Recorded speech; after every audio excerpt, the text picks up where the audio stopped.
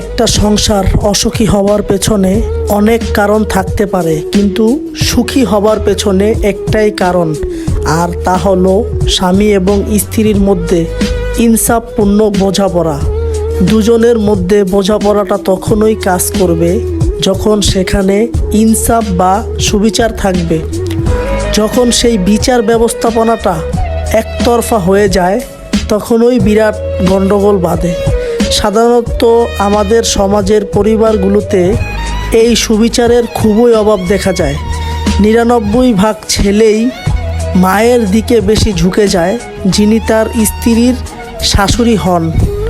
এটা খুব স্বাভাবিক, যেহেতু রক্তের সম্পর্ক। কিন্তু এটাও মনে রাখা জরুরি যে একতরফা কথা না বলে দুজনের মধ্যে স্ত্রী এবং মা ব্যালেন্স রেখে চললে ব্যাপারটা অনেক সহজ হয়। মাকে কষ্ট দেয়া যাবে না, আবার স্ত্রীকেও অসম্মান করা যাবে না। এটা মাথায় রেখে চললে সংসারটা সুন্দর হয়।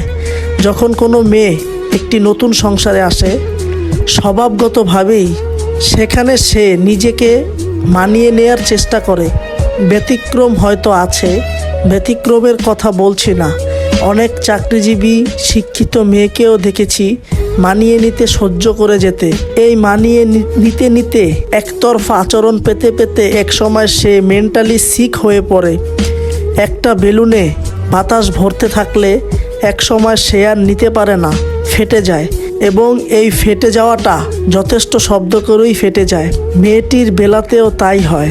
তার মেনে নেওয়ার লিমিট ক্রস করে যায় এবং তখন সে তার সম্পর্কে আর কোনো নেগেটিভ কথা সহ্য করতে পারে না। যখন সে তার বিপরীতে বলা এসব কথার প্রতিবাদ করে, তখন ওই লোকগুলো যারা মেয়েটিকে কথা শোনাতে অভ্যস্ত ছিল, ঠিক তখন তারাই আবার বলে, তোমাকে তো কিছু বলাই যায় না, তুমি তো কথায় কথায় রিয়েক্ট করো।